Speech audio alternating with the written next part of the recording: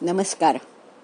आज मी आपल्याला संत चरित्रमाला या मालिकेतील तिसरं पुष्प सांगणार आहे. संत चोखामेळा यांची माहिती मी आज आपणास देणार आहे. संत चोखामेळा. संत चोखामेळा, संत कान्होपात्रा, संत दामाजीपंत यांच्या जन्माने पवित्र झालेले मंगळवेढे हे एक खेडेगाव, पंढरपूरपासून फक्त 14 मैलावर असलेले एक छोटंसं गाव. इतर अनेक संतांप्रमाणे चोखोबा हेही ईश्वराचे अंशावतार होते असेच मानले जाते. निवृत्ती, ज्ञानदेव, सोपानदेव, मुक्ताबाई, सावतामाळी, नरहरी सोनार, कबीर, कमाल, गोरा कुंभार इत्यादी सर्व संत चोखोबांचे समकालीनच होते. अशी खुद्द चोखोबांचे बाबा सुदाम येसकर हे स्वतः विठ्ठल भक्त होते. त्यामुळे ही विठ्ठल भक्ती घरातून म्हणजे रक्तातूनच आलेली होती. शिवाय ती समाजातूनही आली होती. शिवाय पांडुरंगाच्या प्रसादानेच हा मुलगा मिळाला ही त्याच्या मातापित्यांची श्रद्धा होती. चोखोबाचे चरित्र समकालीन संत वाङ्मयातूनच कळते, नव्हे ते शोधावे लागते. संत नामदेव, जनाबाई, संत एकनाथ यांनी चोखोबांच्या चरित्रात्मक कथा लिहिल्या आहेत. या कथातून आणि लौकिक वस्तुस्थितीतून त्यांच्या चरित्राचा शोध घेता येतो. त्यांच्या चरित्रात्मक आख्यायिका चमत्कार म्हणून मानल्या तरी ते त्यांच्या अस्तित्वासाठी पुरेसे होते. त्यात पुन्हा शूद्राचे जीवन म्हणजे एक दुःख यात्रा आणि या यात्रेचे चोखोबा एक वारकरी. म्हणूनच चोखोबांना अंधारात बसून प्रकाशाचे गाणे गाणारा थोर संत असे संत वाङ्मयात म्हणतात. चोखोबांची पत्नी सोयराबाई ही सुद्धा अभंग रचना करीत असे. तसेच त्यांची बहीण निर्मला, तिचा नवरा बंका यांचेही काही अभंग संत वाङ्मयात आहेत. चोखोबांचा मुलगा कर्ममेळा याच्याही नावावर अनेक अभंग सापडतात. म्हणजे हे अवघं कुटुंब पांडुरंग भक्तीत अखंड पोहत होते. म्हणून प्रत्येकाने वेगवेगळे पांडुरंगाला आळवले आहे.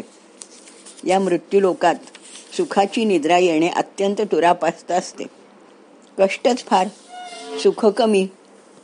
सुख पाहता जवा पाडे, दुःख पर्वता एवढे असे आपण सामान्य जन सतत म्हणत असतो.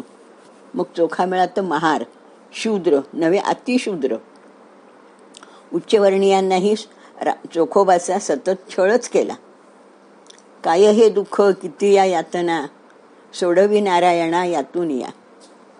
शेवटी या दुःखाला कंटाळून चोखोबा म्हणतात, देवा सोडव या यातनातून. पांडुरंगाच्या दर्शनाने त्यांना स्वास्थ्य लाभले, समाधान मिळाले. सगळा शीण नाहीसा झाला. हरिभक्तीचा जिव्हाळा उत्पन्न झाला. संसारातील ताप वाटेनासा झाला. पण हरिभक्तीसाठी गुरु लागतो. त्याच्याशिवाय कोण शिकवणार?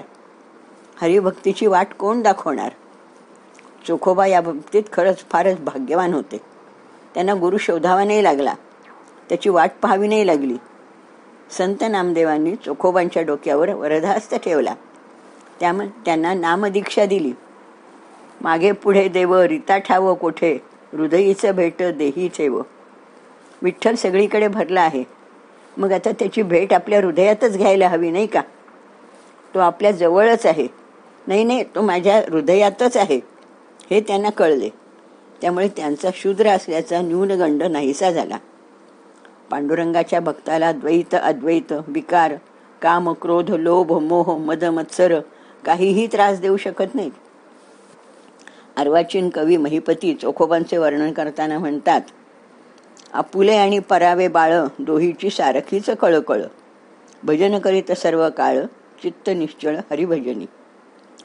चोखामेळा जातीने महार. त्याची सावली जरी अंगावर पडली तरी विटाळ होतो, ही समाजातील धुरीणांची समजूत. त्यामुळे पांडुरंगाचे दर्शन घ्यायचे तर ते दुरूनच, खालच्या पायरीवर उभे राहून जे मिळेल तेवढेच ते दर्शन. कोण सोवळा कोण तो ओवळा, दोहोचा वेगळा विद्वान विठ्ठल माझा असे चोखोबा म्हणतात. पण उच्चवर्णीयांना अर्थातच ते पटत नव्हते. म्हणून चोखोबा म्हणतात, मी जातीने महार असेन, पण माझी भक्ती तर शुद्ध आहे. म्हणून ते नेहमी म्हणत असत, चोखा डोंगा परी भाव नव्हे डोंगा, काय भुललासी वरलिया रंगा. आपल्या पूर्वजन्माच्या कर्मानुसार ज्याचे त्याचे फळ या जन्मी मिळत असते. दुःख भोगावे लागत असते. त्रास सहन करावा लागतो. पण देवावर हवाला ठेवून शुद्ध अंतकरणाने ते देवाची भक्ती करतात. आम्हा अधिकार उच्चिष्ट सेवनाचा असे ते स्वतःच सांगतात. ही त्यांची विचारसरणी त्यांच्या अंगात इतकी भिनली होती की स्वतः पांडुरंग त्यांची समजूत घालायला आले तरी ते पांडुरंगाचीच समजूत घालतात आणि त्याला सांगतात, नको गमानू संसाराचा क्षीण, नको गमानू संसाराचा क्षीण. तुझ एक खूण सांगतो मी, तुझ एक खूण सांगतो मी. होणार ते होय न होणार ते ना होय, होणार ते होय न होणार ते ना होय. दुःख सुख पाहे कर्माधीन, दुःख सुख पाहे कर्माधीन. नको गमानू संसाराचा क्षीण, नको गमानू संसाराचा क्षीण. महाराष्ट्रातील भागवत धर्माचा आद्य ग्रंथ म्हणजे ज्ञानेश्वरी. संत तुकाराम महाराजांनी ज्ञानेश्वरीची असंख्य पारायणे केली. चोखोबांनी सुद्धा ज्ञानेश्वरीची असंख्य पारायणे केली. त्याबद्दल गौरवोद्गार काढताना ते म्हणतात, संसारी आसक्त माया मोहरत, ऐसे जे पतित तारावया. सुखा म्हणे श्रेष्ठ ज्ञानेश्वरी ग्रंथ, वाचिता सनाथ जीव होती. संसारी आसक्त माया मोहरत, ऐसे जे पतित तारावया. या जगात अनाथ जीव राहणारच नाहीत. त्याने जर ज्ञानेश्वरीचे वाचन केले तर तो सनाथ होईल. हेच त्यांच्या जीवनाचे सूत्र होते. हीन जाती म्हणून समाजाने त्यांना खूप छळले, पण ते अत्यंत शांत राहिले. नाममहिमा तर प्रत्येकच संताने सांगितला आहे. नामाचे सामर्थ्य विषते अमृत, ऐसी हे प्रतीत आहे जीवा. नामस्मरणाने मनातील दुष्टवासनांचा नाश होतो. प्रेमामृत उत्पन्न होते. त्यामुळे परमात्मा येऊन साक्षात भेट देतो.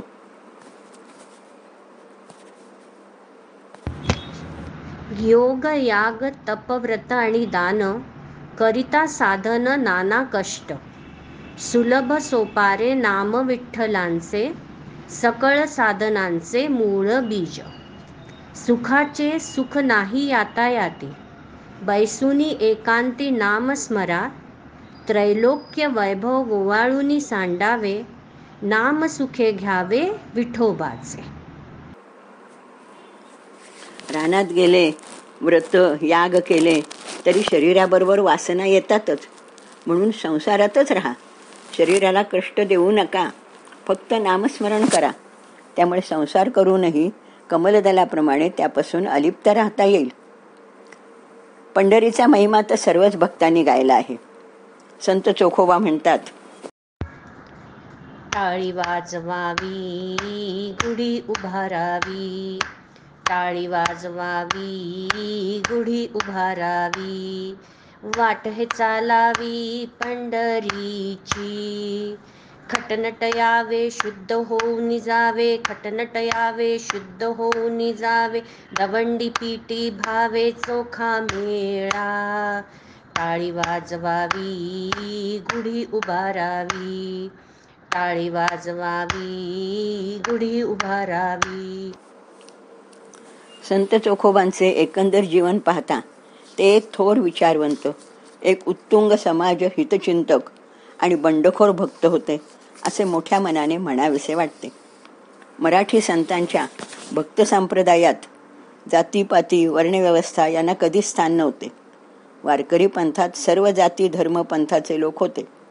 रामदासी पंथातही असाच सर्व धर्म संप्रदायाचे लोक होते. सकाळासी येथे आहे अधिकार, म्हणून येथे पंक्ती प्रपंच नव्हता. नाही वर्ण धर्म याती, नामी अवघाची सरती. त्या काळात अस्पृश्यांच्या सावलीला सुद्धा विटाळ होत असे. तेव्हा या विटाळाबद्दल चोखोबा चिडून लिहितात. वेदांसी विटाळ, शास्त्रासी विटाळ, पुराणे अमंगळ. विटाळासी जीवासी विटाळ, शिवासी विटाळ, काया अमंगल. विटाळासी ब्रह्मिया विटाळ, विष्णूसी विटाळ, शंकरा विटाळ अमंगळ. जन्मता विटाळ, मरता विटाळ, चोखा म्हणे विटाळ आदि अंती. वेदांसी विटाळ, शास्त्रासी विटाळ, पुराणे अमंगळ. विटाळाची विटाळ, शिवाशिव या शब्दांना काहीच अर्थ नाही. या भावनेतही अर्थ नाही. या जगातील प्रत्येक वस्तू, जीव, जंतू विटाळमय आहे. कारण त्यांना जन्म मृत्यू आहे. यावरूनच त्यांची बंडखोर वृत्ती दिसून येते. म्हणून चोखोबा विचारतात, देहाचा विटाळ देहीच जन्मला, सोवळा तो झाला कवळवर्ण. अशा रीतीने श्रेष्ठ समजणाऱ्या समाजातील लोकांना चोखोबांनी परखड शब्दात स्पष्टपणे विचारले आहे. त्या काळातील अस्पृश्यांच्या परिस्थितीचे विदारक चित्र चोखोबांनी आपल्या अभंगात केले आहे. जोहार माय बाप जोहार, जोहार माय बाप जोहार, तुमच्या महाराजचा मी महार. बहु भुकेला झालो, तुमच्या उष्ट्यासाठी आलो. बहु केली आस, तुमच्या दासाचा मी दास. चोखा म्हणे पाटी, आणली तुमच्या उष्ट्यासाठी. जोहार माय बाप जोहार, जोहार माय बाप जोहार, तुमच्या महाराजचा मी महार. चोखोबा म्हणतात, तुमचे उष्टे खाणे हेच माझे नशीब आहे. हा असा अनुभव घेऊन सुद्धा चोखोबांनी माणुसकी हाच खरा धर्म आहे असा उपदेश सामान्य लोकांना आपल्या अभंगातून केला होता. ज्यांच्याजवळ माणुसकी नाही त्याला ब्रह्मज्ञान होणे शक्य नाही. चोखोबा माणूस म्हणून सुद्धा जगले. माणुसकीची जपणूक त्यांच्या रोजच्या जीवनातून दिसून येते. पूर्वीच्या 12 बलुतेदार पद्धतीत गाव सांगेल ते काम करणे आणि गाव देईल तेवढेच खाऊन जगणे एवढेच त्यांच्या हातात होते. त्यामुळे इहलोकातील लक्ष काढून घेतले, ते परमात्माकडे लावले. षड्विकारावर विजय मिळवून ते स्वतःचे मी पण विसरले. म्हणून ते म्हणतात, ओंगळ वासना टाकिली जाळूनी, घातली चरणी मिठी देवा. चोखोबा शूद्र, जातीने महार. त्यांना मंदिरात जाऊन पांडुरंगाचे दर्शन घेणे तर अशक्य. ते मंदिराच्या खालच्या पायरीवर उभे राहून पांडुरंगाचे दर्शन घेण्यातच समाधान मानित असत. संतसंग लाभणे म्हणजे मोठा उत्सव. मन कसे गंगाजलासारखे निर्मल असावे असे मत असणारे चोखोबा म्हणजे संतांच्या साम्यवादाची रुपेरी पताकाच होय. चोखोबांनी मंदिरातील पांडुरंगाची मूर्ती पाहिली नाही, पण त्यांचा आत्मा मात्र पांडुरंगमयच होऊन गेला होता. अशा चिंतनात मग्न असलेल्या चोखोबांच्या देहात पांडुरंग स्वतःचे देहभान विसरून चोखोबांशी एकरूप झाला होता. चोखोबांचा देहच अवघा पांडुरंगमय होऊन गेला होता. पांडुरंग वेगळा उरलाच नाही. मग विटाळ कशाचा? माझा संदेह फिटला, देव प्रगटला देहा माझी, असे चोखोबा स्वतःच म्हणतात. ही प्रचिती संत तुकाराम महाराजांनी आली होती. अशा या त्यांच्या कवितेत, अभंगात काय नाही? त्यांची वेदना, त्यांचे अश्रू, त्यांचा अपमान, जिव्हाळा, प्रेम, आत्मानंद, भक्ती, राग, लढिवाळपणा सर्व काही त्यांच्या अभंगात आहे. चोखोबांचे अभंग ही सौंदर्याची उपासना आहे. अर्थात हे सौंदर्य अनेक बाबीतून स्पष्ट होते. त्यांच्या अभंगात भक्ती, करुणा व शांत हे रस प्रामुख्याने दिसून येतात. प्रखर भावना आविष्कार त्यात दिसून येतो. त्यांचे अभंग म्हणजे भक्तिकाव्य.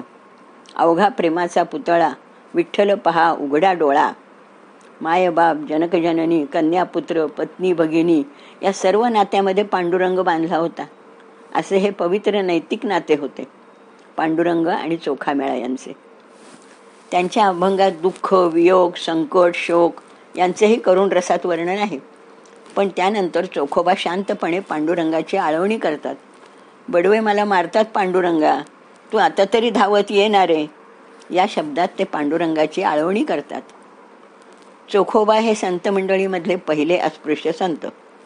संत ज्ञानदेव नामदेवांनी दिलेले अद्वैत तत्वज्ञान त्यांनी स्वतः पचवले. मग तत्कालीन समाजातील उच्च वर्णीयांना समजावण्याचे दुस्तर कार्य चोखोबांनी केले.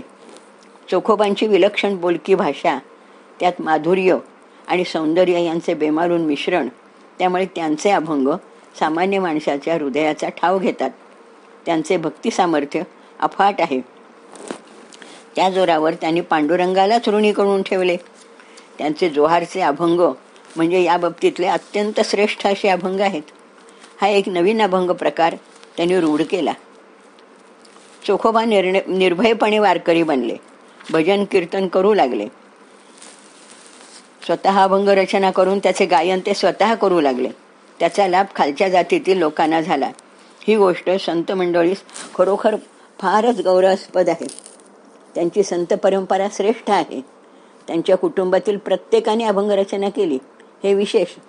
700 वर्षापूर्वी चोखोबांची पत्नी सोयराबाई यांनी 35 आणि बहीण निर्मला यांनी 55 अभंग रचले आहेत. आणि शूद्र जातीत सुद्धा उत्तम कवी होऊ शकतात हे स्वतःच दाखवून दिले आहे.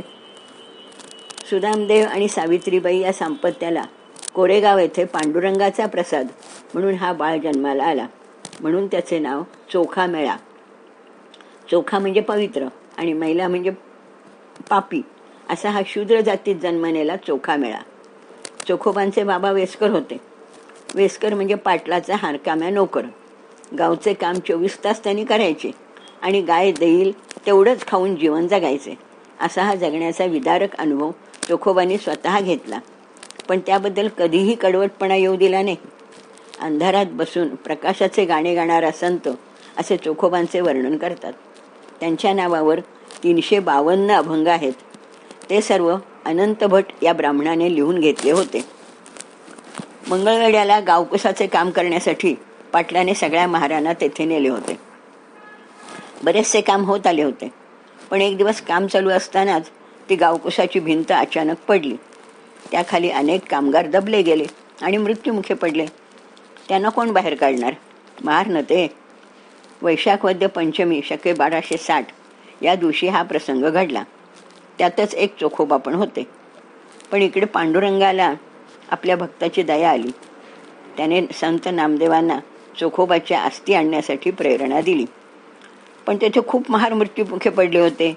त्या सगळ्यामध्ये चोखोबाच्या अस्थी कशा ओळखायच्या? तेव्हा पांडुरंगाने सांगितले की ज्या अस्थीमधून विठ्ठल विठ्ठल आवाज येईल त्या अस्थी माझ्या चोखोबाच्या. त्याप्रमाणे नामदेवांनी मंगळवेढ्याहून अस्थी शोधून आणल्या आणि पंढरपुरात पांडुरंगाच्या मंदिरासमोर शेवटच्या पायरीखाली या अस्थींना चोखोबांना समजून समाधी दिली. तो दिवस होता वैशाख वद्य 13. आणि आपल्याला आश्चर्य वाटेल, पण या अस्पृश्य असा चोखामेळ्याच्या अभंगाचा अभ्यास करून 3 सुविद्य लोकांनी PhD डॉक्टरेट पण मिळवली आहे. तर अशा या संत चोखामेळ्याची आपण आता आरती त्यांच्या बंकाने रचलेली आहे ती म्हणूया. ओ वाळू आरती शुद्ध चोखामेळा, घेता नाम चोखियांचे तुटे भाव बंद ज्वाला. शुद्ध एकादशी अंबा देवाने चोखिला, संतोषला देव जन्म चोखा पावला. ओ वाळू आरती शुद्ध चोखामेळा, घेता नाम चोखियांचे तुटे भाव बंद ज्वाला. संत समुदाय चोखियांचे घरी, शुद्ध म्हणून यादही पीतसे हरी. ओ वाळू आरती शुद्ध चोखामेळा, घेता नाम चोखियांचे तुटे भावबंध ज्वाला. स्वर्गी अमरनाथचे अमृत नासले, चोरव्यांचे करंगुली शुद्ध अमृत झाले. ओवाळू आरती शुद्ध चोखा मेळा, घेता नाम चोखियांचे तुटे भावबंध ज्वाला. समाधी महाद्वारी दिली विठ्ठल चरणी, ओवाळती सत्यभामा राही माता रुक्मिणी. जयाची ये अस्थि विठ्ठल विठ्ठल स्मरती, अखंड प्रेम भावे बंका तयासी वंदिती. ओवाळू आरती शुद्ध शोका मेळा, घेता नाम चोखियांचे तुटे भावबंध ज्वाला. बोला संत चोखा मेळा की जय.